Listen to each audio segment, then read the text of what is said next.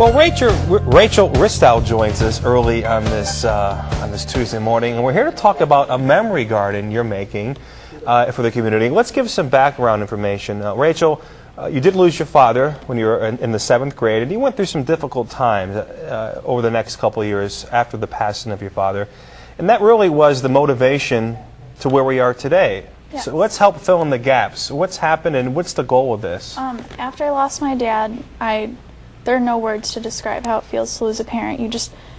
The enormity of like what has happened to you is just something that you can't comprehend. And I just went through a time in my life where I truly hated myself. I thought I didn't deserve to live, and I thought I wasn't allowed to talk about my dad's death. And from 7th grade to 9th grade, I struggled with my grief. And during 9th grade, I hit rock bottom, and I realized that I had to save myself from myself, and I had to like be able to know that. If I wasn't ready to live for myself, I was going to live for other people. So I started a grief group at Wellwood Middle School.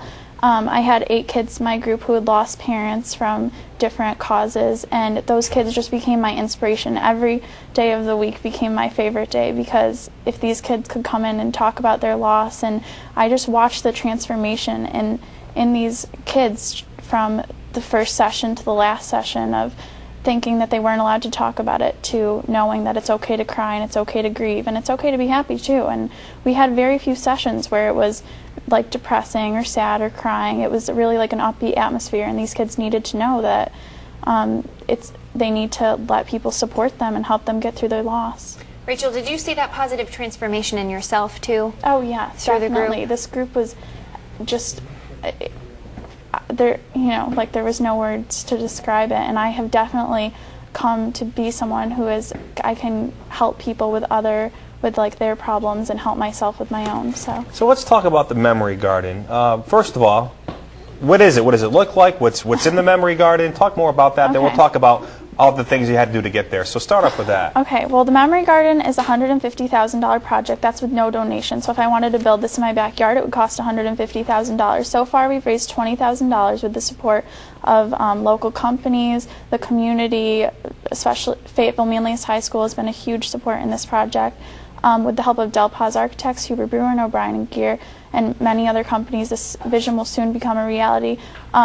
It's going to be located next to the Senior Citizen Center in Fayetteville, and there's 11,000 bricks in it, around 11,000, which will be engraved by Paragon Pavers, and you can buy bricks in honor and memory and gratitude of somebody who has passed away or someone who is living. It's in the shape of a ribbon, right? Yeah. Why ribbon?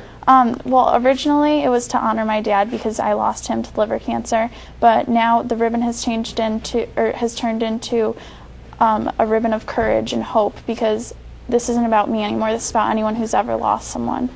Rachel, where did the idea for the Memory Garden stem from?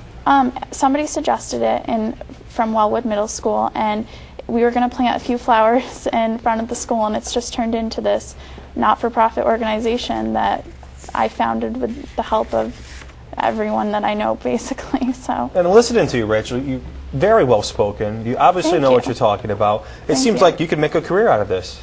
Well, I have a lot of practice talking about it. So. What are your desires in college? Because you're a senior, right? Yeah. Okay.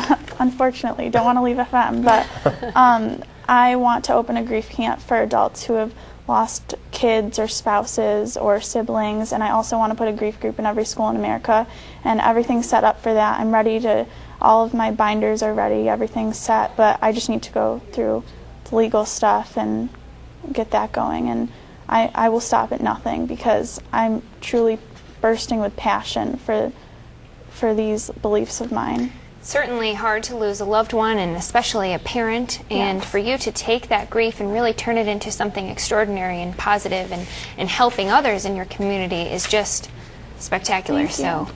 Well, I want to teach people that it doesn't matter if you're black or white or what college you get into or don't get into. It's about who you are as a person and how you use yourself to change others' lives in a way that wouldn't have happened if you didn't exist. And we need to come together as a community to outrule the option of cutting and suicide, and teach people that it is okay to cry and it is okay to grieve. And do you think you'll get this built before the end of the academic school year? Yeah. Is that your goal?